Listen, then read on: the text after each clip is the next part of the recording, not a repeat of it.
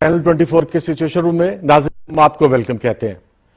गुज़श्ता रोज Monday को सोमवार को भारत के शहर गुरदासपुर के एक इलाके में दहशतगर्दी का एक वाक़या हुआ जिसमें 10 अफराद हलाक हो गए और तीनों दहशतगर्द भी उसमें हलाक हो गए। और ये जो जहां पे वाक़या हुआ है ये पाकिस्तान के बॉर्डर के बहुत नज़दीक है।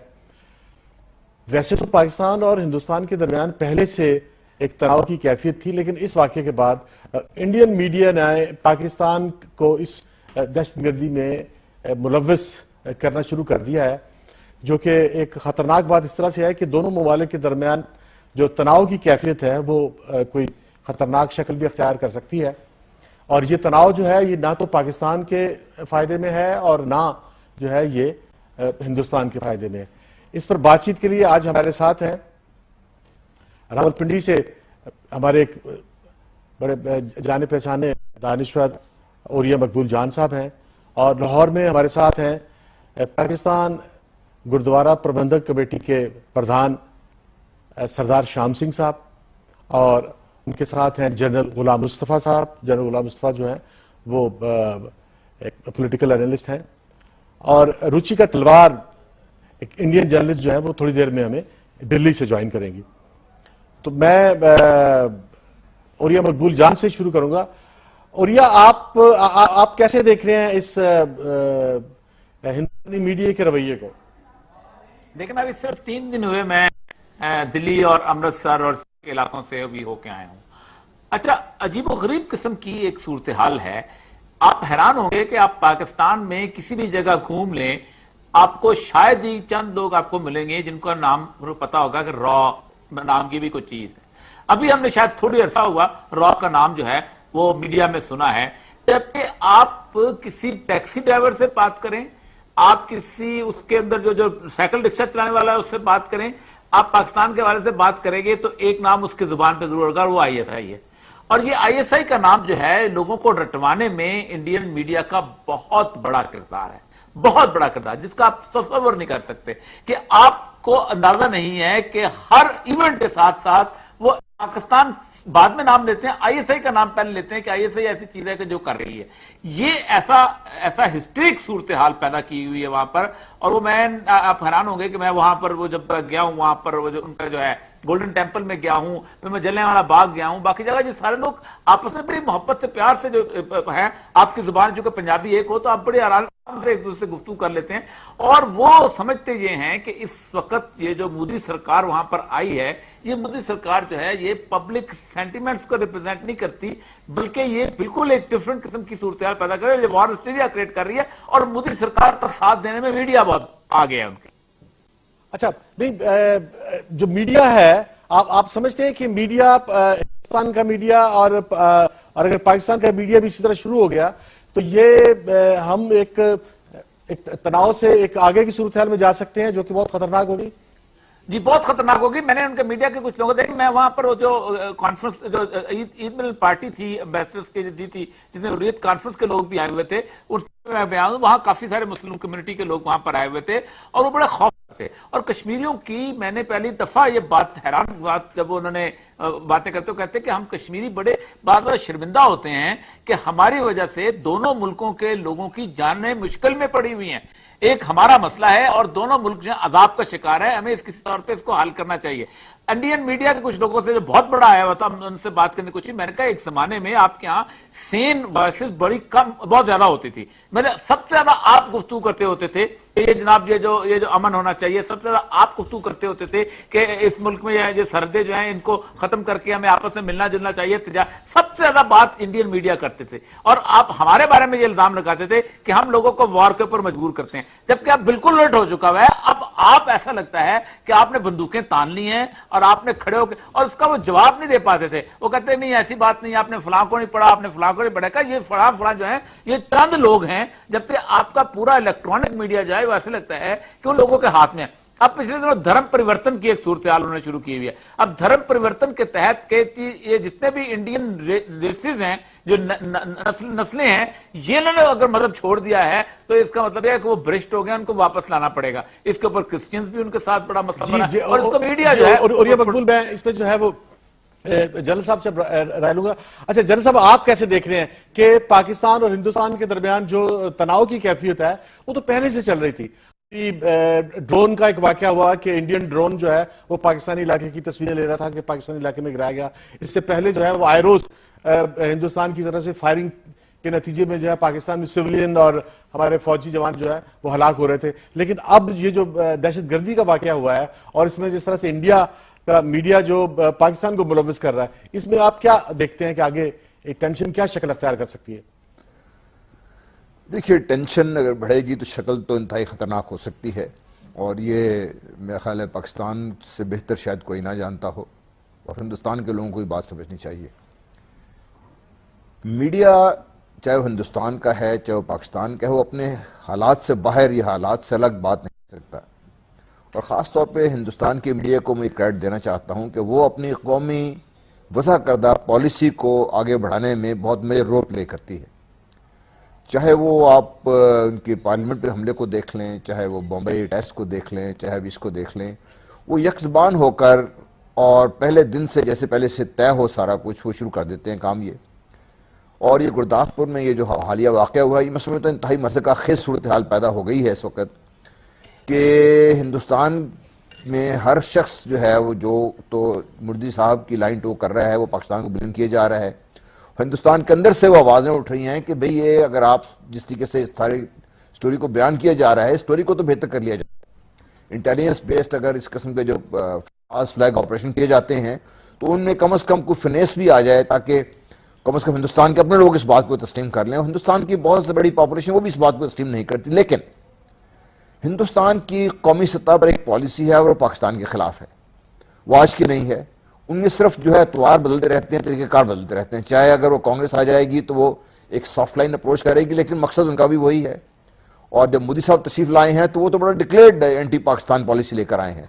अगर मोदी साहब ऐसी बात करें तो उसमें हमें हैरानी या परेशानी की जरूरत नहीं है, हमें इस बात को समझना चाहिए था। देखिए, हमारे प्राइम मिनिस्टर तशरीफ ले गया उसकी स्वेरिंग सेरेमनी पे, हमारे प्राइम मिनिस्टर के सामने चार्जशीट पेश कर दी नरेंद्र मोदी साहब के। फिर अब ये जो मुलाकात हुई है उफा में, वहां पे हमारा ख्याल था कि एक रस्मी मुलाकात है तो रस्मी किस्म की बातचीत होगी। उन्होंने फिर मुंबई के हमारे जो हमला का था हमारे ऊपर चार्जशीट पेश कर दी।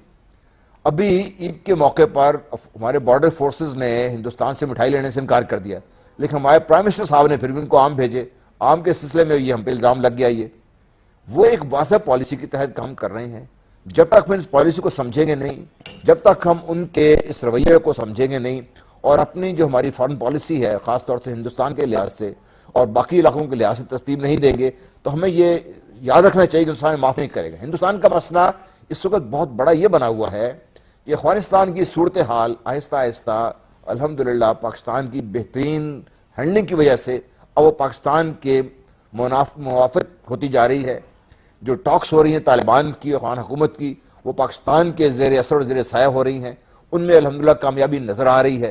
हिंदुस्तान के अंदर हिंदुस्तान ने जितना पैसा लगाया, इतनी एफर्ट लगाई अफगानिस्तान में, उसको फेल होती हुई नज़र आ रही है। दूसरी तरफ से अगर आप देखिए तो उसने हिंदुस्तान ने ईरान में बहुत बड़ी इन्वेस्टमेंट की है, और ईरान भी मैं ये समझता हूँ कि चूंकि वो सियासत को हमसे और हिंदुस्तान से बहुत बेहतर समझते हैं, इलाके की सियासत को, वो भी मुझे पूरी उम्मीद है कि वो भी इस चीज़ को समझेंगे। और ये भी एक हिंदुस्तान की बहुत बड़ी एक दर्द सर बनी हुई है। और पाकिस्तान की जो इस वक्त हैसियत मरकजी होती जा रही है, हिंदुस्तान को ये कभी हजम नहीं होगा और हमें इसके मुताबिक। जनरल साहब हमारे साथ रुचिका तलवार दिल्ली से हमारे साथ हैं, जो हिंदुस्तान की एक सीनियर जर्नलिस्ट हैं और पाकिस्तान और हिंदुस्तान के रिलेशन पर वो लिखती भी हैं और डिप्लोमेटिक कॉरेस्पॉन्डेंट हैं वो जी टेलीविजन की। रुचिका तलवार, आप हम बात कर रहे हैं कि हिंदुस्तान में जो ये जो दहशतगर्दी का वाकया हुआ है इसमें पाकिस्तान को ब्लेम किया जा रहा है। आप इस ब्लेम गेम को कैसे देख रही हैं? और जरा हमें आप भी बताएं कि इसमें पाकिस्तान को इन्वॉल्व कैसे किया जा रहा है? अंजुम, फिलहाल जो इन्वेस्टिगेशन हो रही है उसकी एविडेंस अभी पीस बाय पीस इकट्ठी की जा रही है, उसको पीस टुगेदर किया जा रहा है। और जैसे ही कोई वो एक सॉलिड और एक वेल कनेक्टेड सूरत इख्तियार करेगी, इसके ऊपर एक गवर्नमेंट फिर अपना एनालिसिस करके उस पर स्टेटमेंट देगी। अभी तक कोई गवर्नमेंट की ऑफिशियल स्टेटमेंट नहीं आई है, लेकिन जो प्राइमरी सर्कमस्टांशियल और सब्सटेंटिव एविडेंस है, उन दोनों को अभी तक एनालाइज करने के बाद फिलहाल जो शक की सुई है वो पाकिस्तान की तरफ इशारा कर रही है। लेकिन मैं किसी किस्म का इररिस्पॉन्सिबल स्टेटमेंट नहीं देना चाहती, मैं नी जर्क रिएक्शन नहीं देना चाहती कि ये कह दूं कि ये पाकिस्तान ने ही किया है या पाकिस्तान ने करवाया है, आपका कोई स्टेट एक्टर था या आपका नॉन स्टेट एक्टर था, नहीं। लेकिन बहरहाल अभी तक जो सीसीटीवी फुटेज देखने को मिली है और जो जीपीएस डिवाइसेस बरामद हुई हैं, उनके कोऑर्डिनेट्स को जो देखा गया है, वो कोऑर्डिनेट्स अभी पाकिस्तान के शकरगढ़ की तरफ इशारा कर रहे हैं। और अभी ये प्राइमरी एविडेंस है, ये सर्कमस्टांशियल एविडेंस है, ये सब्सटेंटिव एविडेंस मुकम्मल तौर पे जब आएगी, जो गवर्नमेंट बयान देगी, वही जो है रियल बयान होगा, वही रिलायबल बयान होगा और वही एक रिस्पॉन्सिबल स्टेटमेंट। अच्छा, नहीं रुचिका, इसकी क्या वजह है कि इसको आप जो लोकल कॉन्फ्लिक्ट है पंजाब के अंदर एक खालिस्तान की वजह से, ये उसके रेफरेंस में क्यों देखने की कोशिश नहीं की जा रही है? कौन सी लोकल कॉन्फ्लिक्ट पंजाब के अंदर? पंजाब के अंदर देखिए, इतना बड़ा वाकया हुआ, ऑपरेशन ब्लू स्टार हुआ, जिसमें 22 साल हो गए। God's grace, we have silenced it, we have completely uprooted the problem. हमने वो बल्कि अप्रूव नहीं, हमने उसको जड़ से खत्म नहीं किया, हमने उसके बीज भी जला दिए। तो मैं अभी भी वहां होके आया हूँ। अगर मुझे आपका अभी मैं कुछ 3 दिन पहले अमृतसर से होके आया हूँ।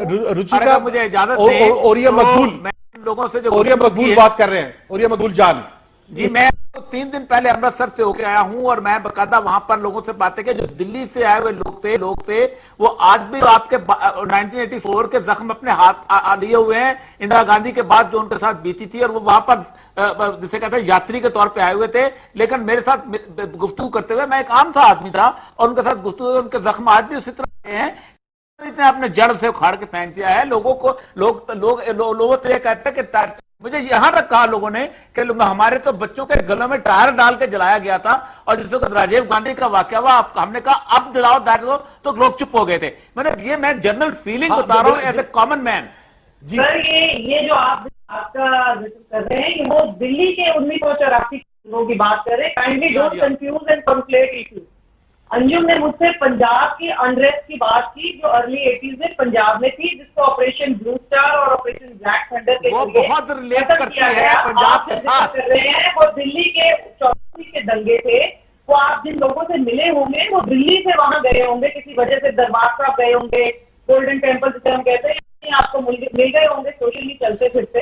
तो दिल्ली की बात नहीं है, वो अमृतसर की बात नहीं है, या पंजाब की। लेकिन रुचिका, आप क्या समझते हैं कि ये जो दिल्ली का वाकया हुआ था, इसमें कितने सिख हलाक हुए थे? अंजुम, कोई रफली फिगर जो रजिस्टर्ड फिगर है तकरीबन 3000 है, कुछ 2800 के आसपास, 3000 राउंड फिगर करें तो अराउंड 3000 पीपल। ठीक है। अच्छा रुचिका और हम नाजरीन, हम यहाँ पर एक ब्रेक ले रहे हैं और थोड़ी देर बाद हम हाजिर हो रहे हैं। हमारे साथ रहिएगा, जाइएगा कहीं नहीं।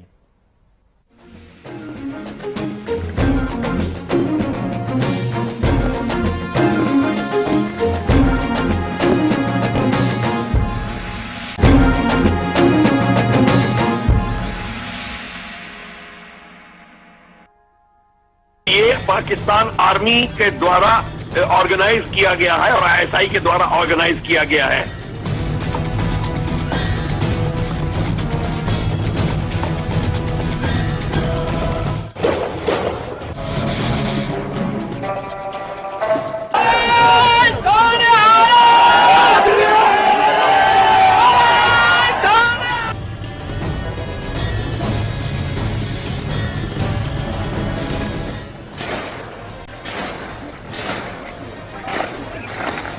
वेलकम बैक नाज़रीन। चैनल 24 के सिचुएशन रूम में सरदार शाम सिंह, जो पाकिस्तान गुरुद्वारा प्रबंधक कमेटी के प्रधान है, मैं उनसे सवाल करना चाह रहा हूं। सरदार जी, जो रुचिका ने बात की है कि जो 84 दिल्ली का है, क्या वो, एक तो रुचिका कह रही है कि दिल्ली में सिर्फ 3000 लोग हलाक हुए थे, 3000 सिख कत्ल हुए थे जब इंदिरा गांधी जी का जो है वो वहां कत्ल हुआ।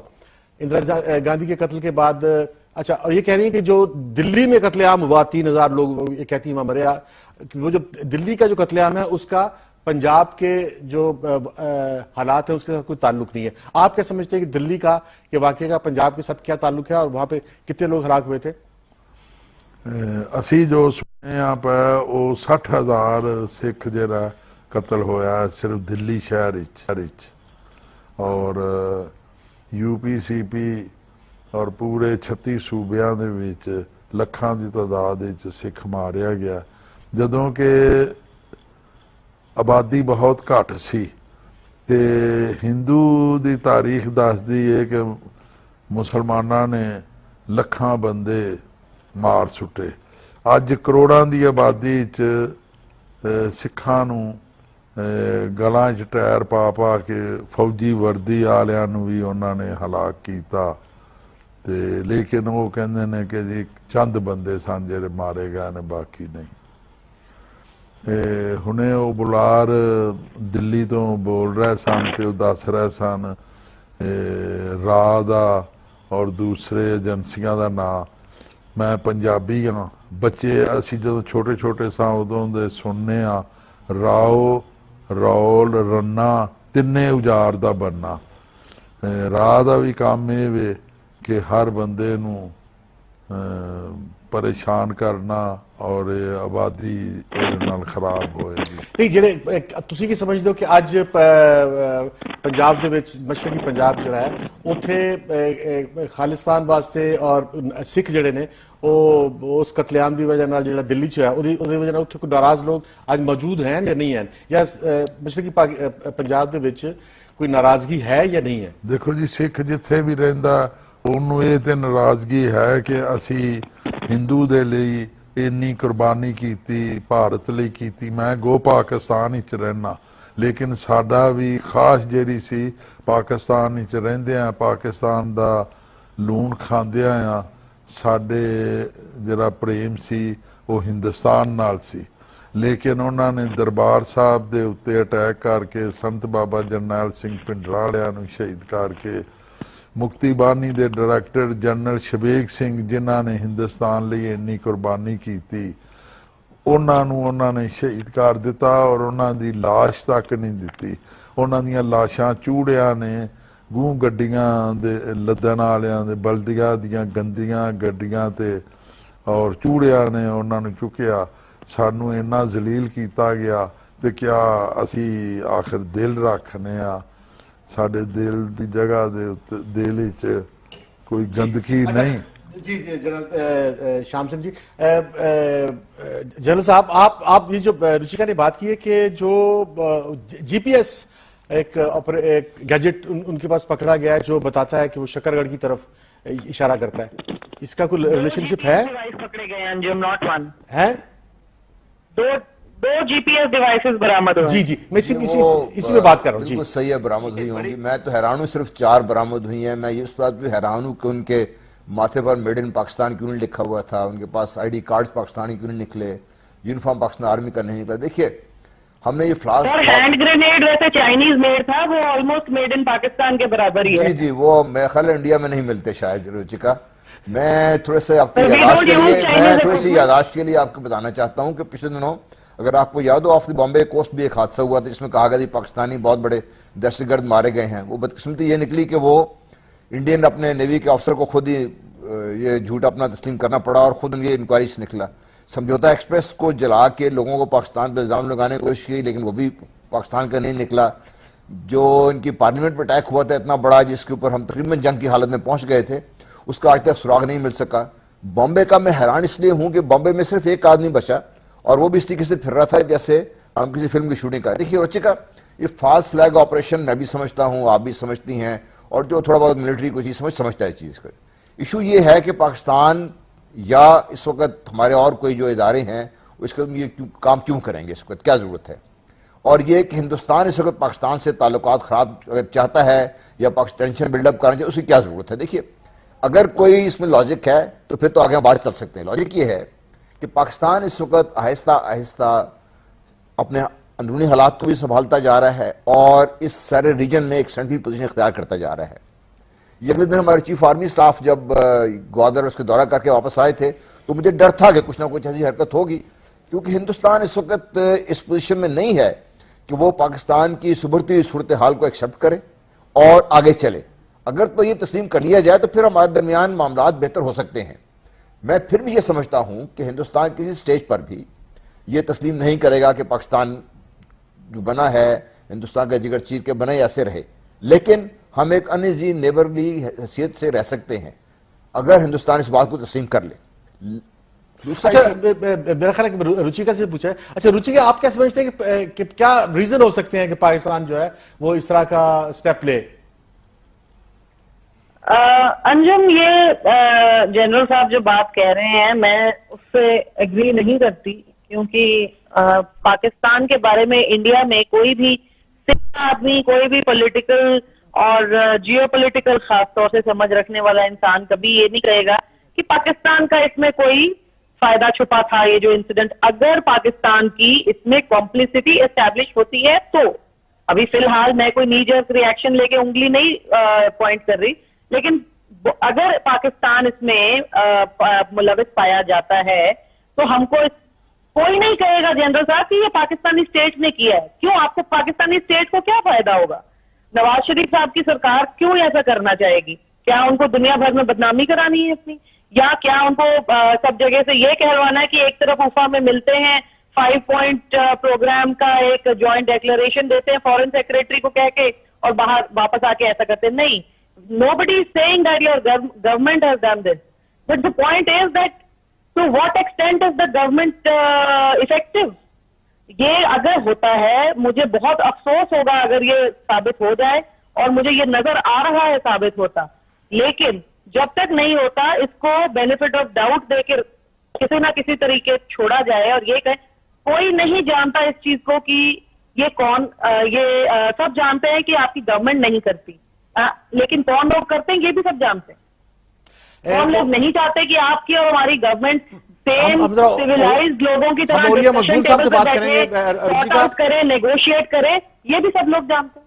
अच्छा ओरिया, आप कैसे देख रहे हैं? रुचिका जो बात कर रही है कि पाकिस्तानी गवर्नमेंट जो है वो इतनी इफेक्टिव नहीं है और जो नॉन स्टेट एक्टर हैं वो इसमें इन्वॉल्व हो सकते हैं।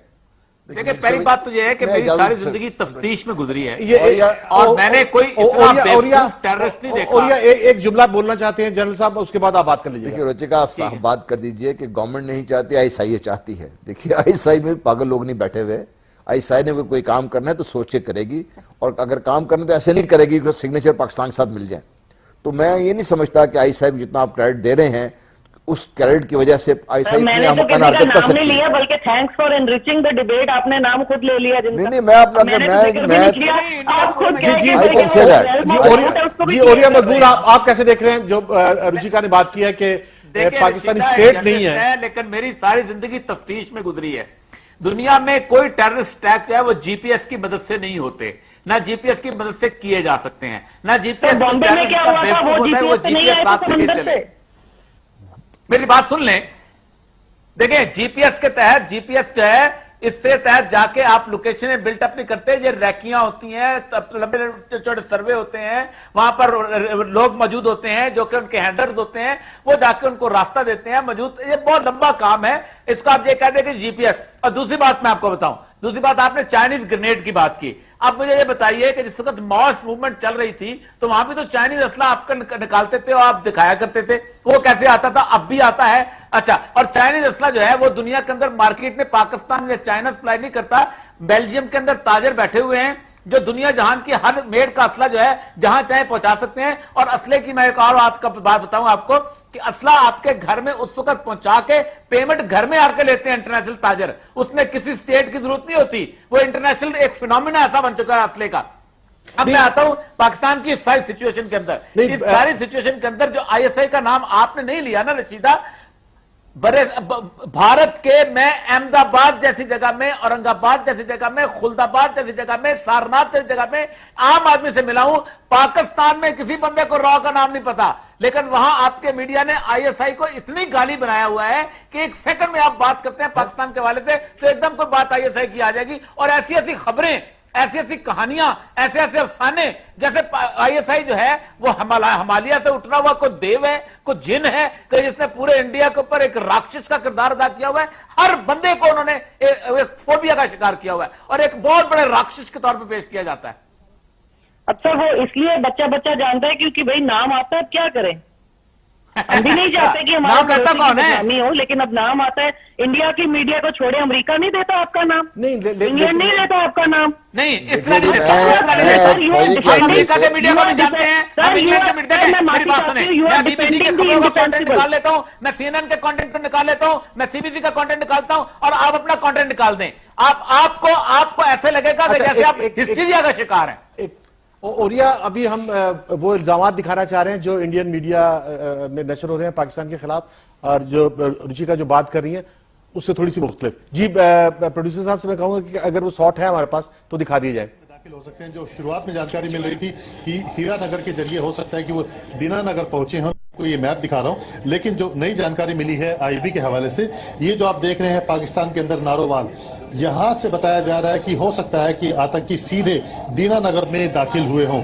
ये आप देख रहे हैं, ये नारोवाल है पाकिस्तान के अंदर, और यहां से ये सीधा रास्ता आता है दीना नगर की तरफ। जो बॉर्डर का जो डिस्टेंस है वो जो बताया जा रहा है, दीना नगर से बॉर्डर का जो डिस्टेंस है 20 से 25 किलोमीटर का ये डिस्टेंस है। आप ये अगर आप गूगल मैप पे देखें, आप सीधे देख सकते हैं ये नारोवाल है, पाकिस्तान के अंदर है, यहां से बॉर्डर पर आए हैं और यहां से ये दीना नगर बिल्कुल सामने है। आशंका ये है कि उस पार से लोग आए, उन्होंने अपना मकसद अफरा तफरी फैलाने का गुरदासपुर में पूरा किया। तो पता नहीं लगा केड़े वेले आईयां कि गोली चलन दी है, मुड़ के मगरों ना जो देख साडे बरफन मारिया मेरे हाथ सीधा बच्चा मोड़े दे कि फौजी वर्दी पाई है, वो फौजी वर्दियां पाई सारे ने। किन्ने बंदे आ बंदे कुड़ी है, बस मेरे हाल 18 होने आ उन्होंने जमीन ला राती है साडे कान मारे बड़ी मोहलत खाने। It was clearly planned as a coordinated large-scale attack. 5 bombs were found on the Amritsar-Pathankot railway track, mercifully before they went off. Meanwhile, some kilometers away near the Deenanagar bus stand, the terrorists tried to snatch a tempo. That failed. So they fired at a bus. 6 or 7 passengers were injured. Just minutes later, they shot the driver of this car, Amarjeet Singh, and hijacked the Maruti 800. Phase of the deadly attack was about to begin. आतंकवादियों के हमले का ढंग देखकर पहली ही नजर में ये साफ हो गया था कि इस हमले के पीछे भी पाकिस्तान से संचालित हो रहे आतंकी संगठन का ही हाथ हो सकता है। सबसे ज्यादा शक हाफिज सईद के संगठन लश्कर ए तैयबा पर है। लश्कर के आतंकवादियों ने ही मुंबई पर 26/11 के आतंकी हमले को।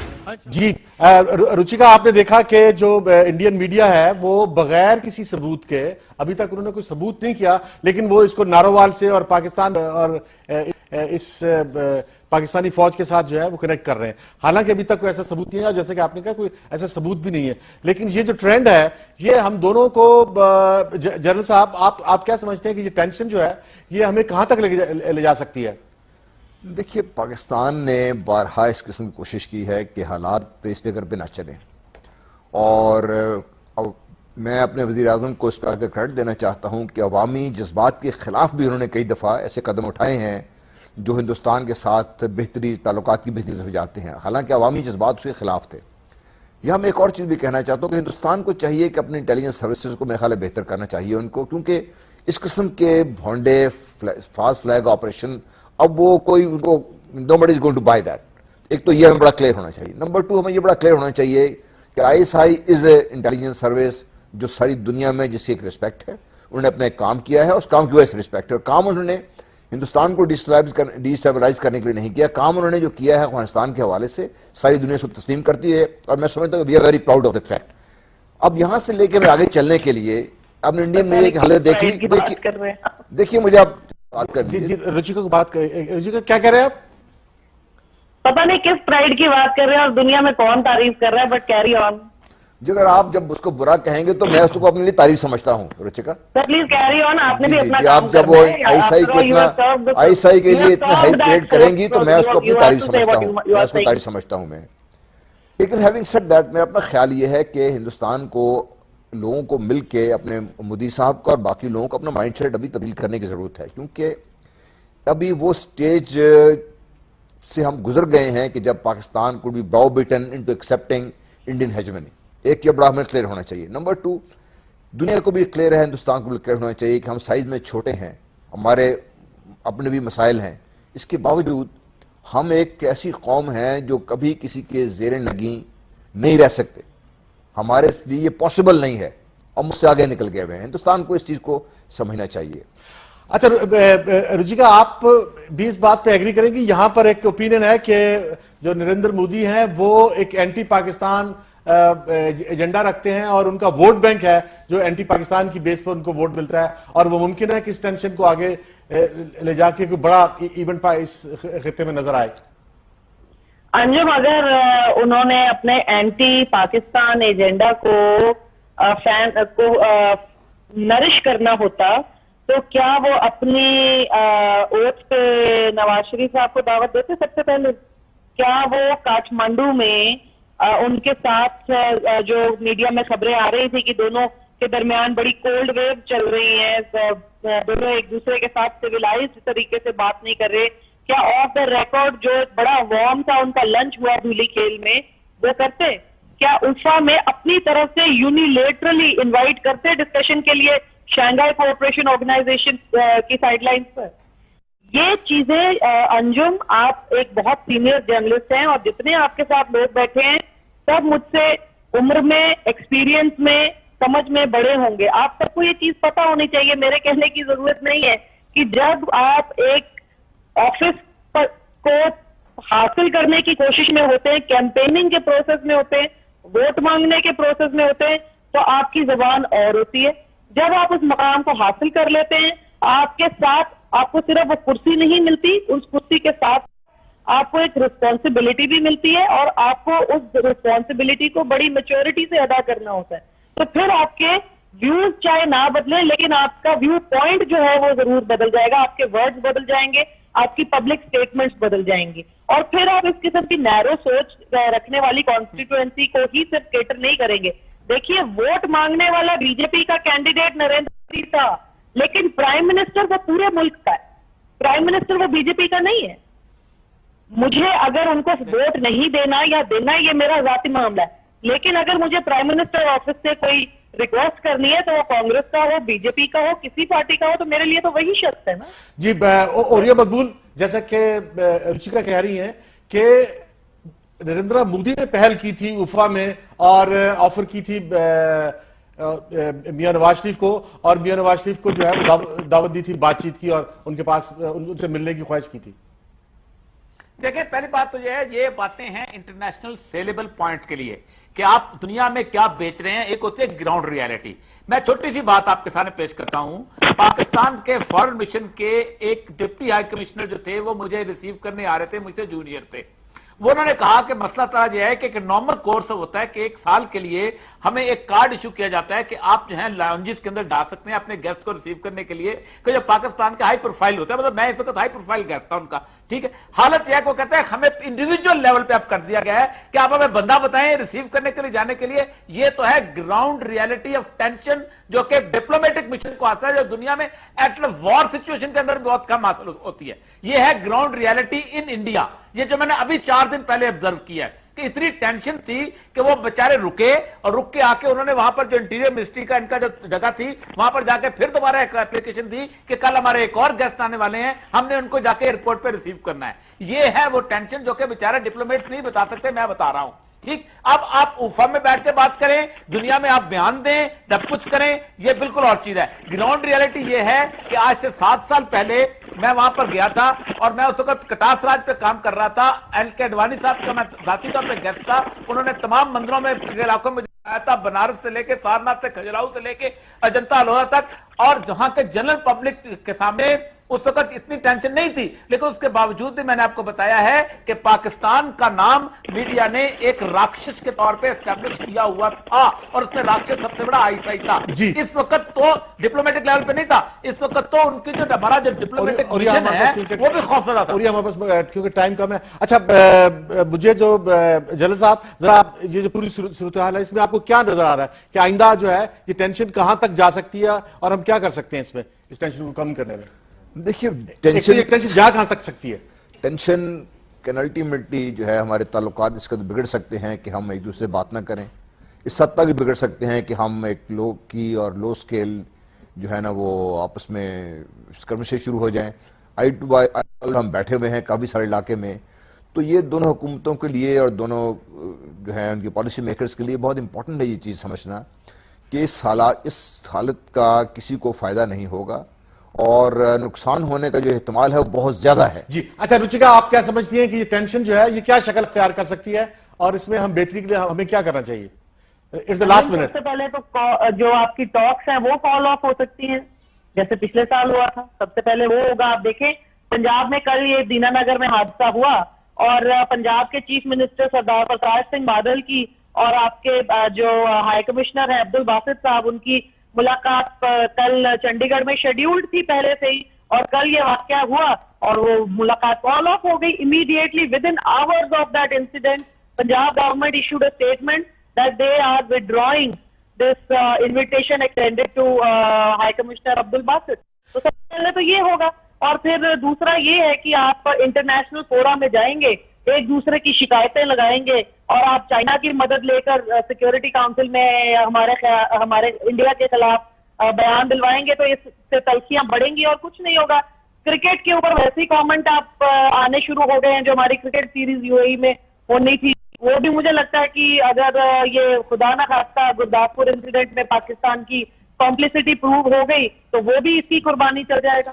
तो ये इस किस्म की चीजें आपकी होती जाएंगी। आप जितना पीपल टू पीपल कांटेक्ट की बातें कर रहे थे इस किस्म की चीजों से, और जो है वो थैंक यू रुचिका तलवार, थैंक यू ओरिया मकबूल साहब और जनरल गुलाम मुस्तफा साहब, आपका बहुत शुक्रिया, और सरदार शाम जी आपका भी बहुत शुक्रिया, आपने अपनी राय से हमारे नाज़रीन को एनलाइटन किया। नाज़रीन अब इजाजत दीजिए चैनल 24 के सिचुएशन रूम से अंजुम रशीद को और सिचुएशन रूम की पूरी टीम को।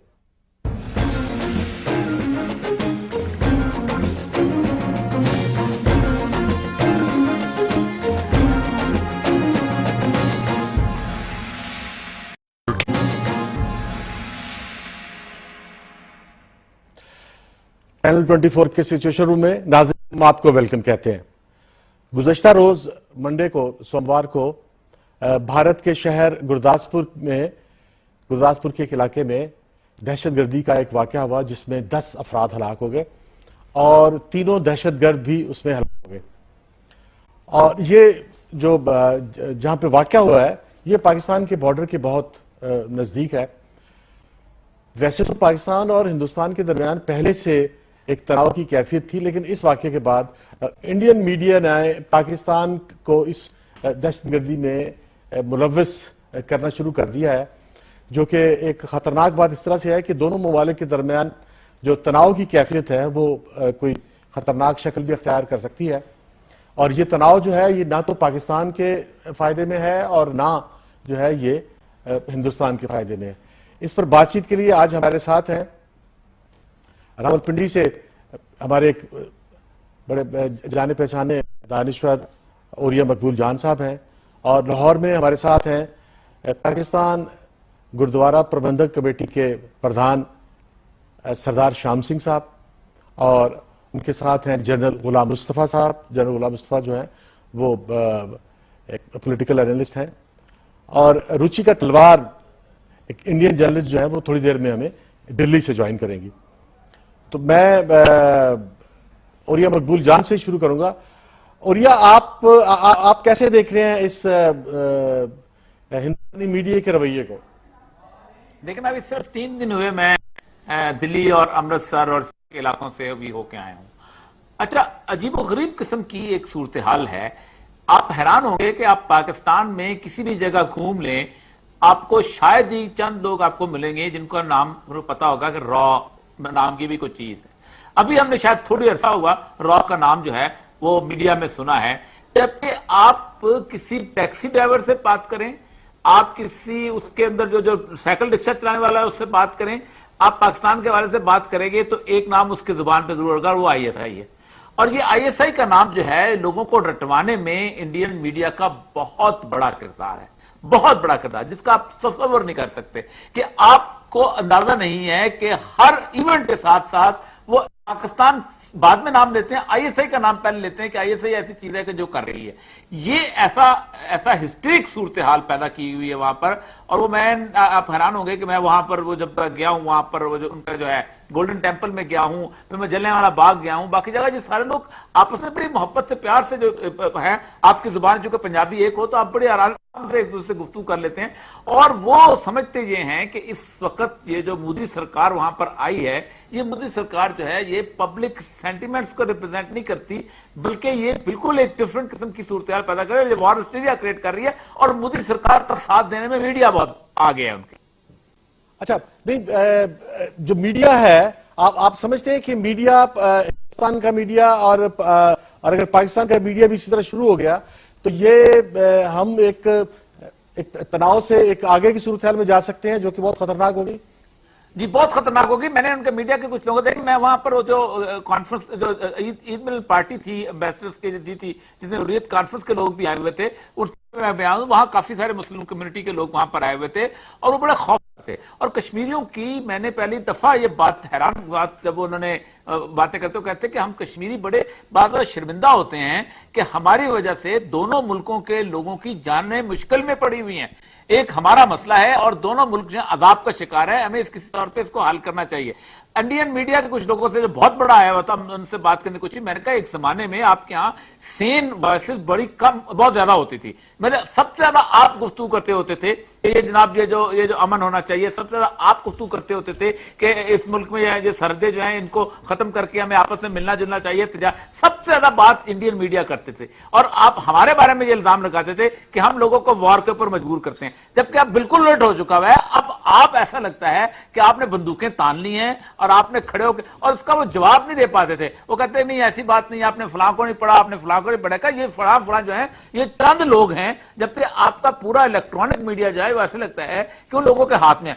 अब पिछले दिनों धर्म परिवर्तन की एक सूरत हाल उन्होंने शुरू की हुई है। अब धर्म परिवर्तन के तहत ये जितने भी इंडियन रेसेस हैं, जो नस्लें हैं, ये इन्होंने अगर मतलब छोड़ दिया है तो इसका मतलब है कि वो भ्रष्ट हो गए, उनको वापस लाना पड़ेगा। इसके ऊपर क्रिश्चियंस भी उनके साथ बड़ा मसला बना और इसको मीडिया जो है। और ये मकबूल, मैं इसमें जो है वो जनरल साहब से राय लूंगा।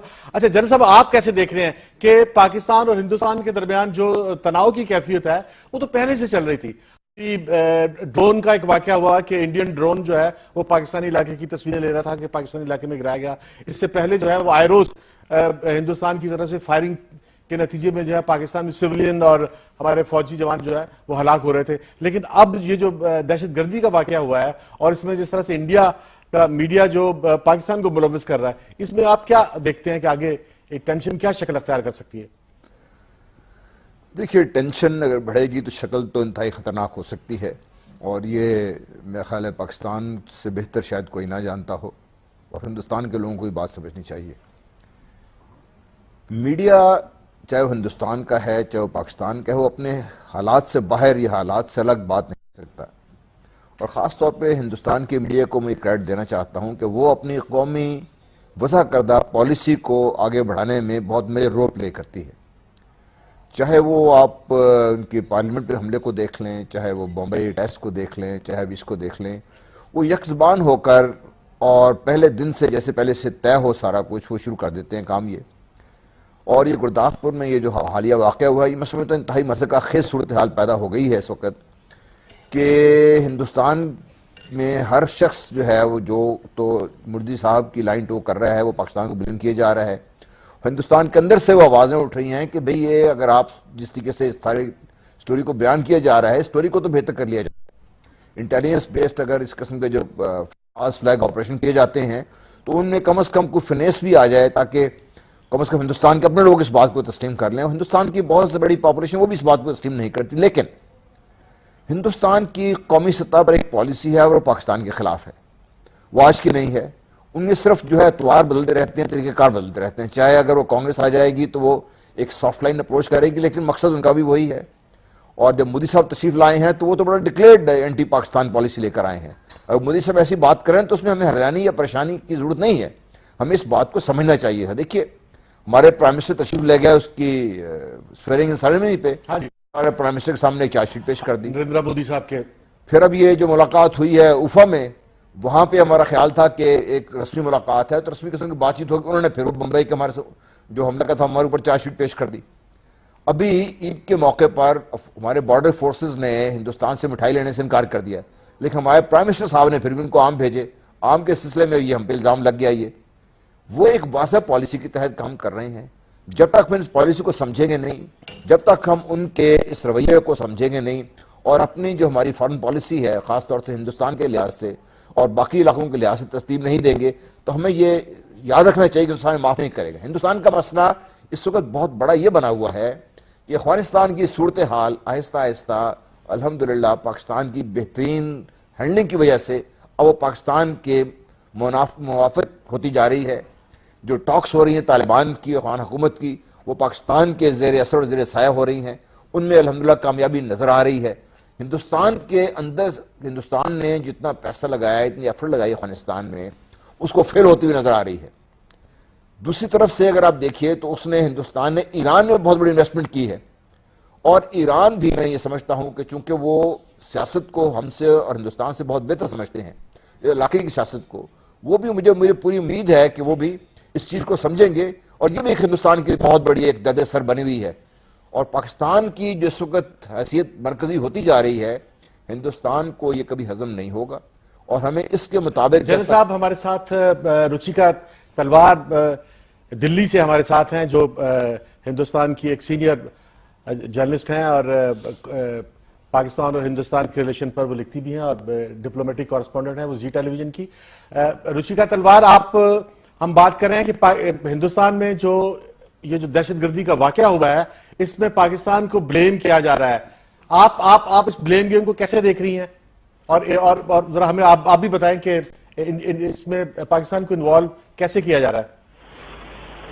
अंजुम, फिलहाल जो इन्वेस्टिगेशन हो रही है उसकी एविडेंस अभी पीस बाय पीस इकट्ठी की जा रही है, उसको पीस टुगेदर किया जा रहा है।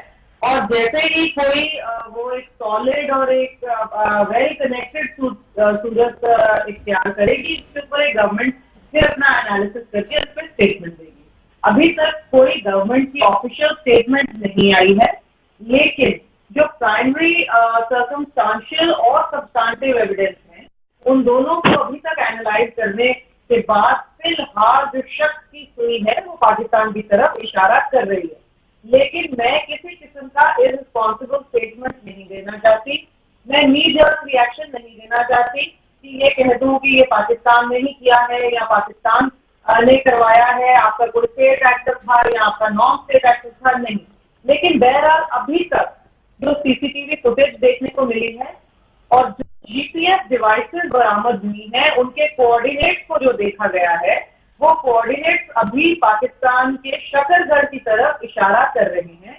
और अभी ये प्राइमरी एविडेंस है, ये सर्कमस्टांशियल एविडेंस है, ये सब्सटेंटिव एविडेंस मुकम्मल तौर पे जब आएगी, जो गवर्नमेंट बयान देगी, वही जो है रियल बयान होगा, वही रिलायबल बयान होगा और वही एक रिस्पॉन्सिबल स्टेटमेंट। अच्छा, नहीं रुचिका, इसकी क्या वजह है कि इसको आप जो लोकल कॉन्फ्लिक्ट है पंजाब के अंदर एक खालिस्तान की वजह से, ये उसके रेफरेंस में क्यों देखने की कोशिश नहीं की जा रही है? कौन सी लोकल कॉन्फ्लिक्ट पंजाब के अंदर? पंजाब के अंदर देखिए, इतना बड़ा वाकया हुआ, ऑपरेशन ब्लू स्टार हुआ, जिसमें 22 साल हो गए। God's grace, we have silenced it, we have completely uprooted the problem। हमने वो बल्कि अप्रूव नहीं, हमने उसको जड़ से खत्म नहीं किया, हमने उसके बीज भी जला दिए। तो मैं अभी भी वहां होके आया हूँ। अगर मुझे अभी मैं कोई 3 दिन पहले अमृतसर से होके आया हूँ।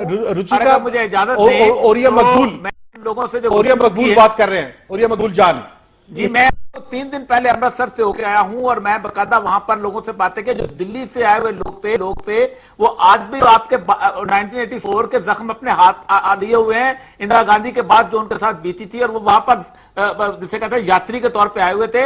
लेकिन मेरे साथ गुफ्तगू करते हुए, मैं एक आम सा आदमी था और उनके साथ गुफ्तगू, उनके जख्म आज भी उसी तरह हैं, इतने अपने जड़ से उखाड़ के फेंक दिया है। लोगों को लोगों तो ये कहते हैं कि मुझे यहां तक कहा लोगों ने कि हमारे तो बच्चों के गलों में टायर डाल के जलाया गया था, और जिस वक्त राजीव गांधी का वाकया हुआ, हमने कहा अब जलाओ टायर, तो लोग चुप हो गए थे। मतलब ये मैं जनरल फीलिंग बता रहा हूं एज ए कॉमन मैन।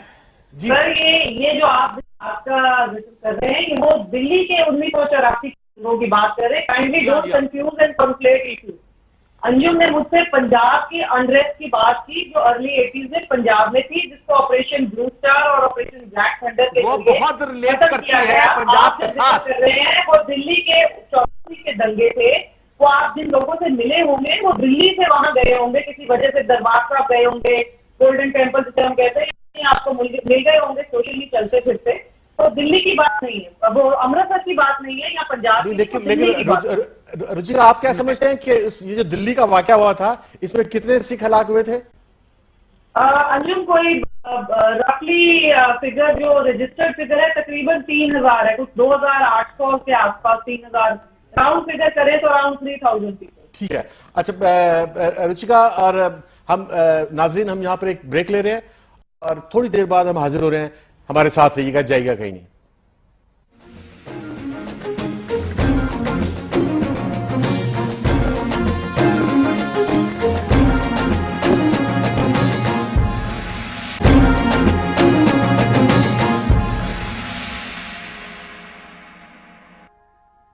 ये पाकिस्तान आर्मी के द्वारा ऑर्गेनाइज किया गया है और आईएसआई के द्वारा ऑर्गेनाइज किया गया है।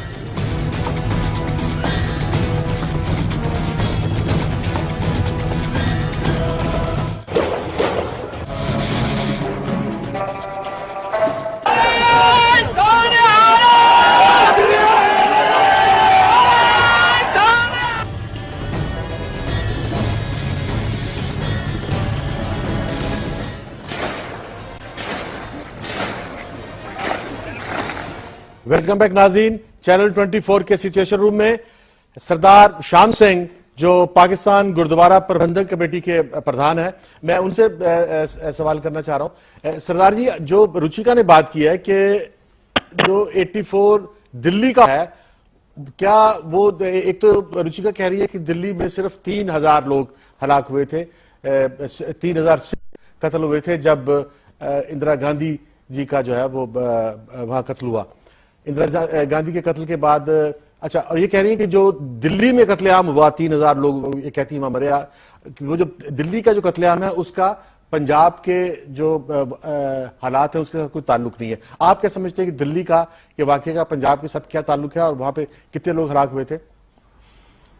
असी जो सुने आप वो 60,000 सिख जरा कत्ल होया सिर्फ दिल्ली शहर और यूपीसीपी और पूरे 36 सूबियां दे विच लखां दी तादाद विच सिख मारिया गया, जदों कि आबादी बहुत घट सी। ते हिंदू दी तारीख दसदी है कि मुसलमाना ने लखां बंदे मार सुटे।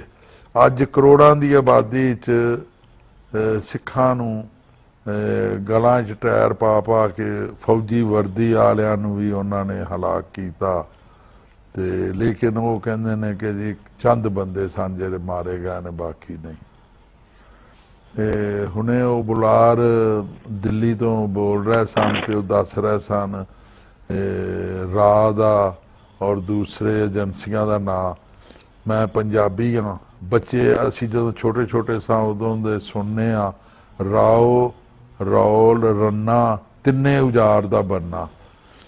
राह दा भी काम ये वे कि हर बंदे नूं परेशान करना और आबादी नाल खराब होएगी। नहीं, ਜਿਹੜੇ ਤੁਸੀਂ ਕੀ ਸਮਝਦੇ ਹੋ ਕਿ ਅੱਜ ਪੰਜਾਬ ਦੇ ਵਿੱਚ ਮਸ਼ਰਕੀ ਪੰਜਾਬ ਜਿਹੜਾ ਹੈ ਉੱਥੇ ਖਾਲਿਸਤਾਨ ਵਾਸਤੇ ਔਰ ਸਿੱਖ ਜਿਹੜੇ ਨੇ ਉਹ ਉਸ ਕਤਲੇਆਮ ਦੀ ਵਜ੍ਹਾ ਨਾਲ ਜਿਹੜਾ ਦਿੱਲੀ 'ਚ ਹੈ ਉਹਦੀ ਵਜ੍ਹਾ ਨਾਲ ਉੱਥੇ ਕੋਈ ਨਾਰਾਜ਼ ਲੋਕ ਅੱਜ ਮੌਜੂਦ ਹਨ ਜਾਂ ਨਹੀਂ ਹਨ, ਜਾਂ ਮਸ਼ਰਕੀ ਪੰਜਾਬ ਦੇ ਵਿੱਚ ਕੋਈ ਨਾਰਾਜ਼ਗੀ ਹੈ ਜਾਂ ਨਹੀਂ ਹੈ? ਦੇਖੋ ਜੀ, ਸਿੱਖ ਜਿੱਥੇ ਵੀ ਰਹਿੰਦਾ ਉਹਨੂੰ ਇਹ ਤੇ ਨਾਰਾਜ਼ਗੀ ਹੈ ਕਿ ਅਸੀਂ हिंदू दे लई इन्नी कुर्बानी की, भारत लई की। मैं गो पाकिस्तान विच रहना, लेकिन साडा भी खास जिहड़ी सी पाकिस्तान विच रहिंदे आ, पाकिस्तान दा लूण खांदे आ, साडे जिहड़ा प्रेम सी वो हिंदुस्तान नाल सी।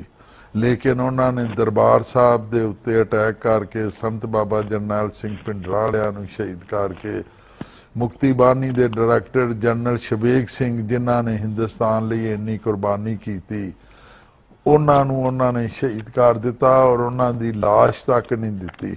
ਉਹਨਾਂ ਦੀਆਂ ਲਾਸ਼ਾਂ ਚੂੜਿਆਂ ਨੇ ਗੂੰ ਗੱਡੀਆਂ ਦੇ ਲੱਦਣ ਵਾਲਿਆਂ ਦੇ ਬਲਦੀਆਂ ਦੀਆਂ ਗੰਦੀਆਂ ਗੱਡੀਆਂ ਤੇ ਔਰ ਚੂੜਿਆਂ ਨੇ ਉਹਨਾਂ ਨੂੰ ਚੁੱਕਿਆ। ਸਾਨੂੰ ਇੰਨਾ ਜ਼ਲੀਲ ਕੀਤਾ ਗਿਆ ਤੇ ਕਿਆ ਅਸੀਂ ਆਖਰ ਦਿਲ ਰੱਖਨੇ ਆ, ਸਾਡੇ ਦਿਲ ਦੀ ਜਗ੍ਹਾ ਦੇ ਉੱਤੇ ਦਿਲ ਵਿੱਚ ਕੋਈ ਗੰਦਗੀ नहीं। जी जी जनरल श्याम सिंह जी, जनरल साहब आप ये जो रुचिका ने बात की है कि जो जीपीएस एक गैजेट उनके पास पकड़ा गया है जो बताता है कि वो शकरगढ़ की तरफ इशारा करता है, इसका कोई रिलेशनशिप है? पकड़े गए हैं अंजुम, नॉट वन है, दो जीपीएस डिवाइसेस बरामद हुए। जी जी, मैं इसी में बात कर रहा हूँ। बिल्कुल सही है, बरामद हुई होंगी। मैं तो हैरान हूँ, सिर्फ 4 बरामद हुई हैं। मैं इस बात भी हैरान हूँ कि उनके माथे पर मेड इन पाकिस्तान क्यों नहीं लिखा हुआ था, उनके पास आईडी कार्ड्स पाकिस्तानी क्यों नहीं निकले, यूनिफॉर्म पाकिस्तान आर्मी का नहीं निकला। देखिए हमने ये फ्लास्क, हैंड ग्रेनेड वैसे चाइनीज मेड था, वो ऑलमोस्ट मेड इन पाकिस्तान के बराबर ही है। जी जी, वो मेरे ख्याल इंडिया में नहीं मिलते शायद रुचिका। मैं थोड़े से आपकी यादाश्त के लिए आपको बताना चाहता हूँ कि पिछले दिनों अगर आपको याद हो ऑफ द बॉम्बे कोस्ट भी एक हादसा हुआ था जिसमें कहा गया पाकिस्तानी बहुत बड़े दहशतगर्द मारे गए हैं। वो बदकिस्मती ये निकली कि वो इंडियन अपने नेवी के अफसर को खुद ही ये झूठ अपना तस्लीम करना पड़ा और खुद उनकी इंक्वायरी से निकला। समझौता एक्सप्रेस को जला के लोगों को पाकिस्तान पर इल्जाम लगाने की कोशिश की लेकिन वो भी पाकिस्तान का नहीं निकला। जो इनकी पार्लियामेंट पर अटैक हुआ था इतना बड़ा जिसके ऊपर हम तकरीबन जंग की हालत में पहुंच गए थे, उसका आज तक सुराग नहीं मिल सका। बॉम्बे का मैं हैरान इसलिए हूं कि बॉम्बे में सिर्फ एक आदमी बचा और वो भी इस तरीके से फिर रहा था जैसे हम किसी फिल्म की शूटिंग कर। देखिए रुचिका, ये फॉल्स फ्लैग ऑपरेशन मैं भी समझता हूं, आप भी समझती हैं और जो थोड़ा बहुत मिलिट्री को चीज समझता है चीज का। इशू ये है कि पाकिस्तान या इस वक्त हमारे और कोई जो इदारे हैं इसका ये काम क्यों करेंगे, इस वक्त क्या जरूरत है। और ये कि हिंदुस्तान इस वक्त पाकिस्तान से ताल्लुकात खराब अगर चाहता है या टेंशन बिल्डअप करना चाहिए, उसकी क्या जरूरत है। देखिए अगर कोई इसमें लॉजिक है तो फिर तो आगे बात चल सकते हैं। लॉजिक ये है कि पाकिस्तान इस वक्त आहिस्ता आहिस्ता अपने अंदरूनी हालात को भी संभालता जा रहा है और इस सारे रीजन में एक सेंट्रल पोजीशन इख्तियार करता जा रहा है। ये अगले दिन हमारे चीफ आर्मी स्टाफ जब ग्वादर उसके दौरा करके वापस आए थे तो मुझे डर था कि कुछ ना कुछ ऐसी हरकत होगी, क्योंकि हिंदुस्तान इस वक्त इस पोजीशन में नहीं है कि वो पाकिस्तान की सुभरती सूरत हाल को एक्सेप्ट करे और आगे चले। अगर तो ये तस्लीम कर लिया जाए तो फिर हमारे दरमियान मामलात बेहतर हो सकते हैं। मैं फिर भी ये समझता हूं कि हिंदुस्तान किसी स्टेज पर भी ये तस्लीम नहीं करेगा कि पाकिस्तान जो बना है हिंदुस्तान का जिगर चीर के बना ही ऐसे रहे, लेकिन हम एक अनइजी नेबरली हैसियत से रह सकते हैं अगर हिंदुस्तान इस बात को तस्लीम कर ले। अच्छा, मेरा ख्याल है कि रुचिका से पूछा है। अच्छा रुचिका, आप क्या समझते हैं कि क्या रीजन हो सकते हैं कि पाकिस्तान जो है वो इस तरह का स्टेप ले? अंजुम, ये जनरल साहब जो बात कह रहे हैं मैं उससे एग्री नहीं करती, क्योंकि पाकिस्तान के बारे में इंडिया में कोई भी आदमी, कोई भी पॉलिटिकल और जियोपॉलिटिकल खास तौर से समझ रखने वाला इंसान कभी ये नहीं कहेगा कि पाकिस्तान का इसमें कोई फायदा छुपा था। ये जो इंसिडेंट, अगर पाकिस्तान की इसमें कॉम्प्लिसिटी एस्टैब्लिश होती है तो, अभी फिलहाल मैं कोई नीजर्क रिएक्शन लेके उंगली नहीं पॉइंट कर रही, लेकिन अगर पाकिस्तान इसमें मुलविस पाया जाता है तो हमको कोई नहीं कहेगा जनरल साहब कि ये पाकिस्तानी स्टेट ने किया है। क्यों? आपको पाकिस्तानी स्टेट को क्या फायदा होगा? नवाज शरीफ साहब की सरकार क्यों ऐसा करना चाहेगी? क्या उनको दुनिया भर में बदनामी करानी है अपनी, या क्या उनको सब जगह से ये कहलवाना है कि एक तरफ उफा में मिलते हैं, 5 पॉइंट प्रोग्राम का एक ज्वाइंट डिक्लेरेशन देते हैं फॉरेन सेक्रेटरी को कह के और बाहर वापस आके ऐसा करते हैं? नहीं, nobody is saying that your government has done this, but the point is that to what extent is the government effective? ये अगर होता है, मुझे बहुत अफसोस होगा अगर ये साबित हो जाए, और मुझे ये नजर आ रहा है साबित होता, लेकिन जब तक नहीं होता इसको बेनिफिट ऑफ डाउट देकर किसी ना किसी तरीके छोड़ा जाए और ये कहे कोई नहीं जानता इस चीज को कि ये कौन, सब जानते हैं कि आपकी गवर्नमेंट नहीं करती, लेकिन कौन लोग करते हैं ये भी सब जानते हैं। कौन लोग नहीं चाहते कि आपकी और हमारी गवर्नमेंट सेम सिविलाइज्ड लोगों की तरह डिस्कशन टेबल पर बैठे, सॉर्ट आउट करे, नेगोशिएट करे, ये भी सब लोग जानते हैं। अच्छा, और ये आप कैसे देख रहे हैं, रुचि का जो बात कर रही है कि पाकिस्तानी गवर्नमेंट जो है वो इतनी इफेक्टिव नहीं है और जो नॉन स्टेट एक्टर हैं वो इसमें इन्वॉल्व हो सकते हैं? देखिए, पहली बात तो यह है कि मेरी सारी जिंदगी तफ्तीश में गुजरी है और मैंने कोई टेररिस्ट नहीं देखा। और एक जुमला बोलना चाहते हैं जनरल साहब, उसके बाद आप बात कर लीजिए। देखिए रुचिका, आप साफ बात कर दीजिए कि गवर्नमेंट नहीं चाहती, आईएसआई चाहती है। देखिए, आईएसआई में पागल लोग नहीं बैठे हुए। आईएसआई ने कोई काम करना है तो सोच के करेगी, और अगर काम करना तो ऐसे नहीं करेगी कि सिग्नेचर पाकिस्तान के साथ मिल जाए। तो मैं ये नहीं समझता कि आईएसआई को जितना आप क्रेडिट दे रहे हैं उस क्रेडिट की वजह से आईएसआई मैंने तो किसी का नाम नहीं लिया, बल्कि thanks for enriching the debate, आपने नाम खुद ले लिया। नहीं, मैं अपना जी ओरिया मकबूल, आप कैसे देख रहे हैं जो रुचिका ने बात की है कि पाकिस्तानी स्टेट नहीं है, लेकिन मेरी सारी जिंदगी तफ्तीश में गुजरी है। दुनिया में कोई टेररिस्ट अटैक जो है वो जीपीएस की मदद से नहीं होते, ना जीपीएस की मदद से किए जा सकते हैं, ना जीपीएस बॉम्बे में क्या हुआ था वो जीपीएस साथ लेके चले। मेरी बात सुन लें, देखिए जीपीएस के तहत, जीपीएस जो है इससे तहत जाके आप लोकेशनें बिल्टअप नहीं करते, ये रैकियां होती हैं, लंबे छोटे सर्वे होते हैं, वहां पर लोग मौजूद होते हैं जो कि उनके हैंडलर्स होते हैं, वो जाके उनको रास्ता देते हैं मौजूद। ये बहुत लंबा काम है, इसको आप ये कह दें कि जीपीएस। और दूसरी बात मैं आपको बताऊं, दूसरी बात, आपने चाइनीज ग्रेनेड की बात की। अब मुझे ये बताइए कि जिस वक्त माओइस्ट मूवमेंट चल रही थी तो वहां भी तो चाइनीज असला आपका निकालते थे और आप दिखाया करते थे, वो कैसे आता था, अब भी आता है। अच्छा, और चाइनीज असला जो है वो दुनिया के अंदर मार्केट में पाकिस्तान या चाइना सप्लाई नहीं करता। बेल्जियम के अंदर ताजर बैठे हुए हैं जो दुनिया जहान की हर मेड का असला जो है जहां चाहे पहुंचा सकते हैं। और असले की मैं एक और बात बताऊं आपको कि असला आपके घर में उस वक्त पहुंचा के पेमेंट घर में आके लेते हैं इंटरनेशनल ताजर, उसमें किसी स्टेट की जरूरत नहीं होती। वो इंटरनेशनल एक फिनोमिना ऐसा बन चुका है असले का। अब मैं आता हूं पाकिस्तान की इस सारी सिचुएशन के अंदर, इस सारी सिचुएशन के अंदर जो आईएसआई का नाम आपने नहीं लिया ना रशीदा, भारत के मैं अहमदाबाद जैसी जगह में, औरंगाबाद जैसी जगह में, खुलदाबाद जैसी जगह में, सारनाथ जैसी जगह में आम आदमी से मिला हूं। पाकिस्तान में किसी बंदे को रॉ का नाम नहीं पता, लेकिन वहां आपके मीडिया ने आईएसआई को इतनी गाली बनाया हुआ है कि एक सेकंड में आप बात करते हैं पाकिस्तान के हवाले से तो एकदम कोई बात आईएसआई की आ जाएगी। और ऐसी ऐसी खबरें, ऐसी ऐसी कहानियां, ऐसे ऐसे अफसाने, जैसे आईएसआई जो है वो हिमालय से उतरा हुआ कोई देव है, कोई जिन है, कोई जिसने पूरे इंडिया के ऊपर एक राक्षस का किरदार अदा किया हुआ है। हर बंदे को उन्होंने एक फोबिया का शिकार किया हुआ है और एक बहुत बड़े राक्षस के तौर पर पेश किया जाता है। अब तो वो इसलिए बच्चा बच्चा जानता है क्योंकि भाई नाम आता है, अब क्या करें। हम भी नहीं चाहते कि हमारा बदनामी हो, लेकिन अब नाम आता है। इंडिया की मीडिया को छोड़े, अमेरिका नहीं देता आपका नाम, इंग्लैंड नहीं देता आपका नाम, नहीं इसलिए नहीं देता, अमेरिका के मीडिया को भी जानते हैं, इंग्लैंड के मीडिया। मेरी बात सुने, मैं बीबीसी के खबरों का कंटेंट निकाल लेता हूं, मैं सीएनएन के कंटेंट को निकाल लेता हूं, मैं सीबीसी का कंटेंट निकालता हूं और आप अपना कंटेंट निकाल दें। आपको ऐसे लगेगा जैसे आप हिस्टीरिया का शिकार हैं।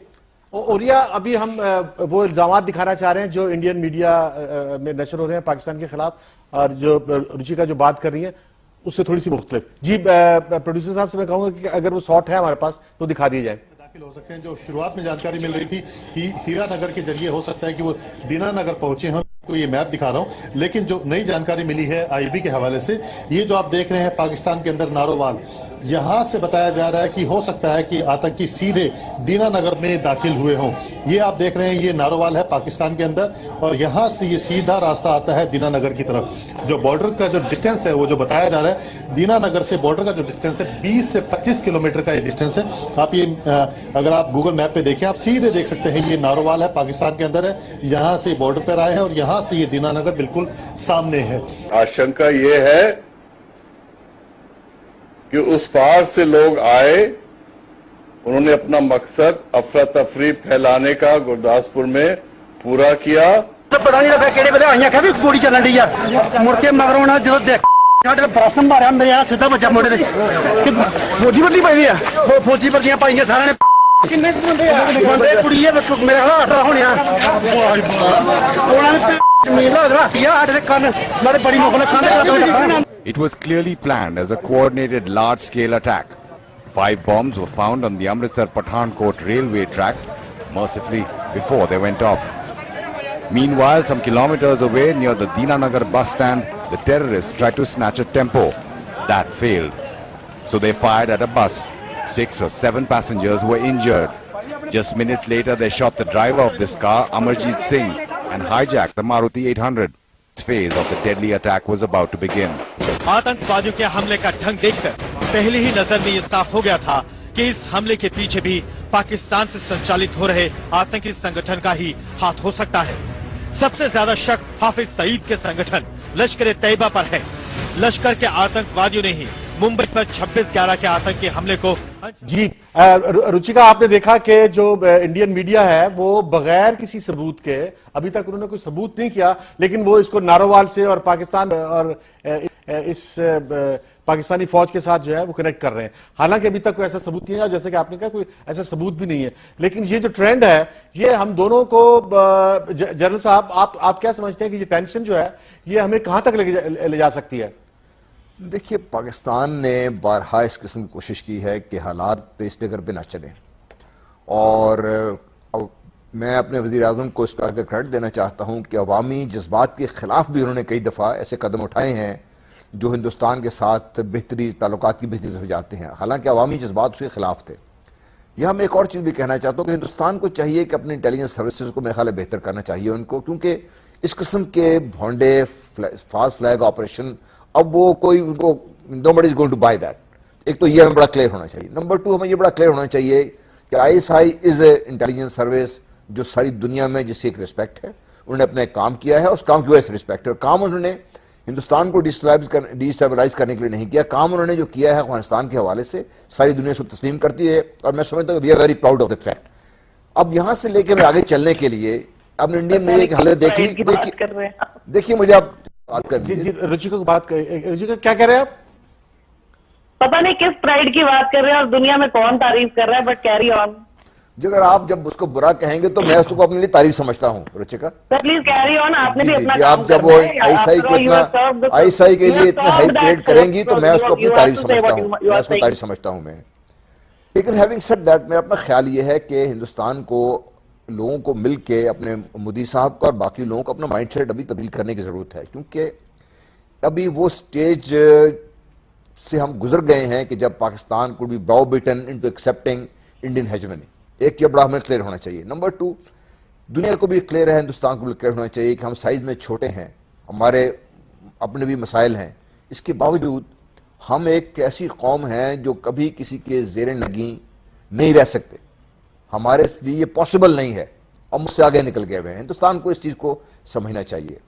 अच्छा रुचिका, आप भी इस बात पे एग्री करेंगे? यहां पर एक ओपिनियन है कि जो नरेंद्र मोदी हैं वो एक एंटी पाकिस्तान एजेंडा रखते हैं, और उनका वोट बैंक है जो एंटी पाकिस्तान की बेस पर उनको वोट मिलता है, और वो मुमकिन है कि इस टेंशन को आगे ले जाके कोई बड़ा इवेंट इस खित्ते में नजर आए।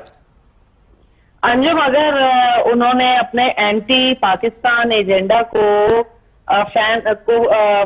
नरिश करना होता तो क्या वो अपनी ओथ पे नवाज शरीफ साहब को दावत देते? सबसे पहले क्या वो काठमांडू में उनके साथ जो मीडिया में खबरें आ रही थी कि दोनों के दरमियान बड़ी कोल्ड वेव चल रही है, दोनों एक दूसरे के साथ सिविलाइज्ड तरीके से बात नहीं कर रहे, क्या ऑफ द रिकॉर्ड जो बड़ा वार्म था उनका लंच हुआ धूली खेल में वो करते?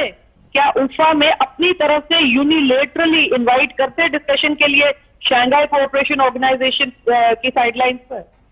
ये चीजें अंजुम, आप एक बहुत सीनियर जर्नलिस्ट हैं और जितने आपके साथ लोग बैठे हैं सब मुझसे उम्र में, एक्सपीरियंस में, समझ में बड़े होंगे। आप सबको ये चीज पता होनी चाहिए, मेरे कहने की जरूरत नहीं है कि जब आप एक ऑफिस को हासिल करने की कोशिश में होते हैं, कैंपेनिंग के प्रोसेस में होते हैं, वोट मांगने के प्रोसेस में होते हैं, तो आपकी जुबान और होती है।